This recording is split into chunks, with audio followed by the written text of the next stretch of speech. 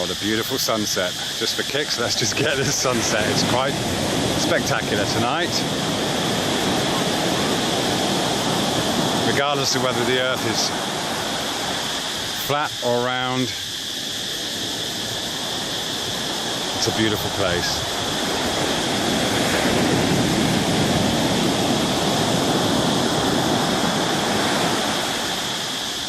And surely it's not all one big accident.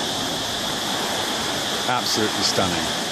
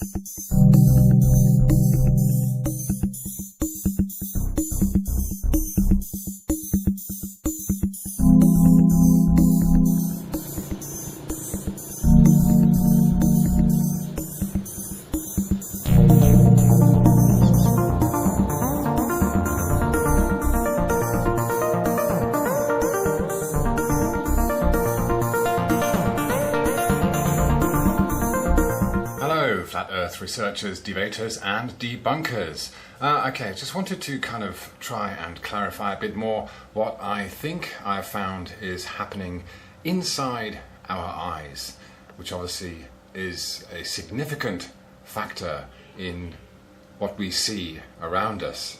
Okay, so fairly straightforward picture here, you know. You've got your horizon there. Okay, let's say we've got the blue line is the horizon.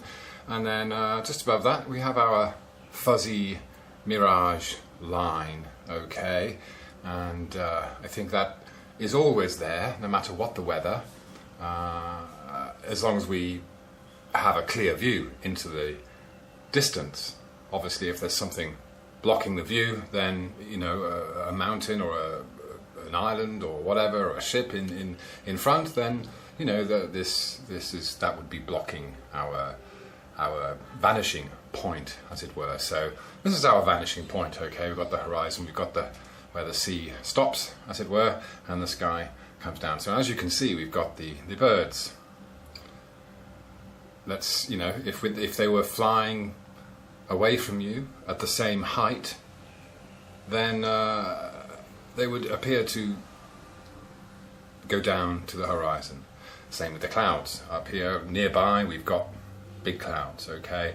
As they go down to the horizon, as they get further away, they get smaller and seem to sink into the horizon, okay? Same with some, that's party balloons, okay?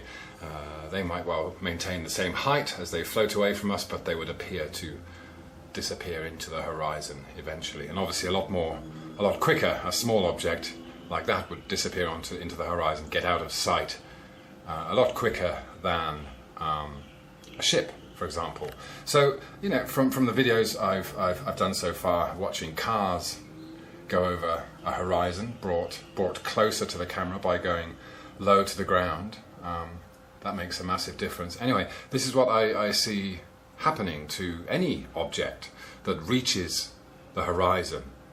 If we're standing up, or that horizon is quite far away. If we're up in the air, then that horizon is much further away. But there is a finite limit, it seems, to our vision, to how far we can see. And of course, the further we see, the smaller objects seem to get. So at this point here, what we have is the ship, quite far away now, and going to that point where in our own vision, depending on where we're looking for, the observer's perspective, then it starts hitting this mirage thing here, on or above the horizon, okay? So hence we get the bottom of it kind of disappearing into that, And as it gets further away, it will get smaller and smaller, and seem to disappear beyond the curve, but really it's just getting smaller and smaller as it gets further away. And of course this fuzzy line here just above the horizon is obscuring that. Okay, so as soon as it does get too small for us to see, then this will obscure it completely. Okay, all right, too small to see as in it's getting too far away for us to just be able to see it anymore. Okay, now you can imagine how the sun, in the flat earth theory, the sun is said to follow the same rules or laws of perspective. Okay, it is said to maintain a constant height above our heads, and as it goes away from us, it eventually comes down into the horizon and eventually gets so far away that we can't see it anymore. Okay, so this seems to be true from what I've observed, is that things go into the horizon and disappear. So the same could be said about the sun. So on to my next little slide here. So it's all about parallel lines, you see. Parallel lines. Just we've got the train tracks which disappear into the distance. We know they remain parallel, but they appear to come closer as they get further away, closer together as they get further away. But of course they never actually meet. Okay, so we're seeing these parallel lines on the ground, and then we've got our horizon, and then we've got the sky, which is doing the same thing. We've got mountains which you can see because they're bigger. They appear to be in the foreground. So, you know, as they get these mountains could all be the same size, but they just look smaller as they get further away, and they follow this kind of diagonal line to the vanishing point. Okay, parallel lines. That's what we're seeing inside the eyes. Parallel lines. Parallel lines. So next slide. What we have here is a high viewpoint. So if you're up in a balloon or something like that, okay, an aeroplane, a high viewpoint equals a long distance and a acute angle to the horizon. Okay, let's try and get this in shot here. Okay, a bit difficult, so I'm trying to obscure what's below. All right, so here we have our balloon up in the air, okay, and let's say the view is nice and clear for 60 miles, okay. So if you see the green lines, this is what actually happens in the vision inside the observer's view, okay. He's looking down on the cars and the houses and the church and the mountain on the ground, and of course he's looking, but okay, the midway horizon still has to happen, okay. Our eyes force the ground and the sky to meet somewhere in the distance, okay? So, as you know, we've got a high viewpoint and we get a long view, and the angle to that vanishing point or the horizon is, let's say, it's acute, okay? So it's a low, small, gentle angle, okay? So you can see what I've tried to illustrate here is that we've got along the ground, we've got the car, the house, the church, etc. But in our vision, it's kind of coming up. The car, the house, and of course these are getting smaller as well as they get further away from us. So, you know, the church is more distant than the house or the car, but, you know, in our vision it's going to look relatively small because it's further away. Yeah, so we get that kind of reduction in size as we get the distance as well. So then we got the mountain, okay, so here's the kind of big mountain in the distance, okay, but here it's kind of really coming up into it's a lot smaller because it's so much further away, but it's kind of blocking. There it goes, it kind of comes up to the horizon, as it were. So that would maybe the tip of that mountain, or even kind of halfway would be where the vanishing point is, or the horizon is in our eyes.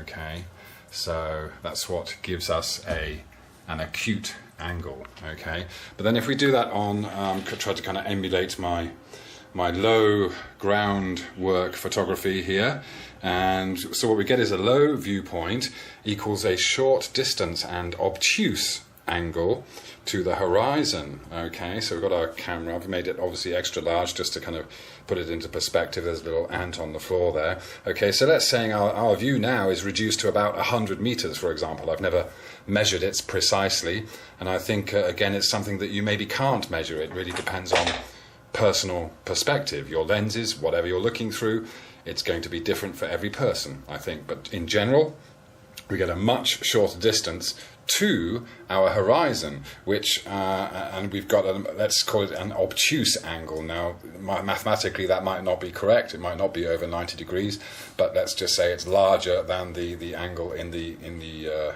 other version. Okay, so that's what we have. Yeah, we have a greater angle right here, a larger angle than we would do in a long distance where we've got a very small angle to the horizon. Okay, so that's what it does. Bringing our viewpoint down, right down to the ground, suddenly brings the ground up and the sky down to the vanishing point, which in our eyes wants to stay at the midway point of our field of view. So it always tries to stay halfway. Okay, so whenever we have ground and sky involved in our view, that's what happens. Okay, so let's just try and compare the two there. You see, well, that's what I found happens. Okay, and it's really more to do with inside our eyes, how our eyes interpret the surroundings. So this leads me on to this thing: how we think we're on a ball.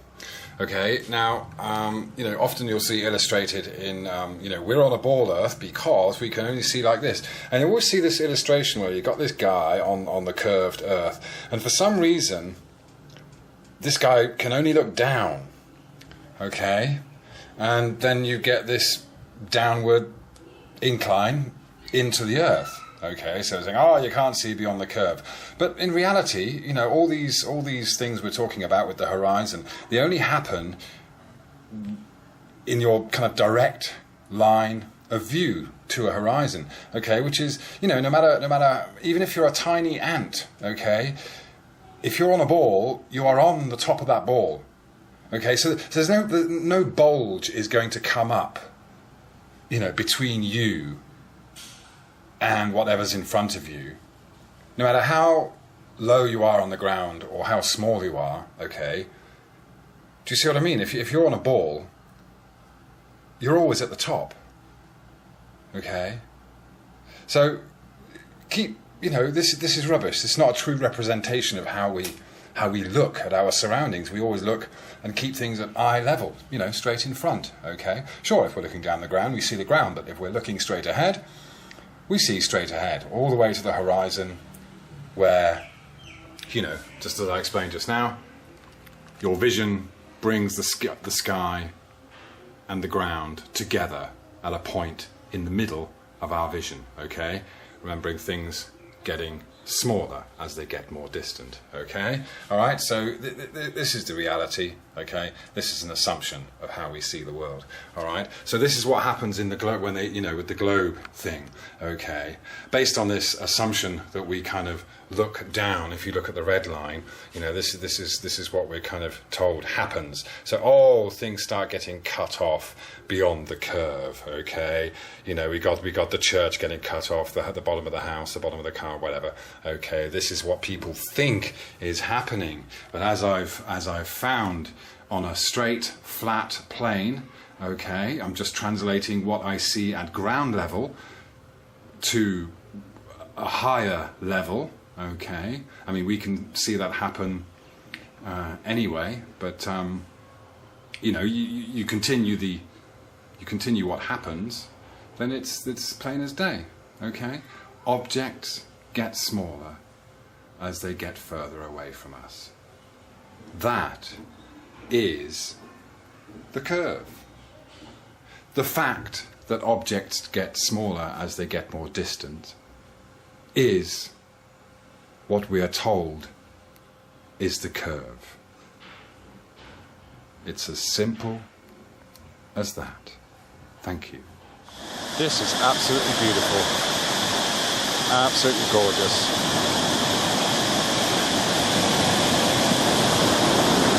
Look at that. One big cogsmith accident. Oh, getting wet. I don't think so. I don't think so.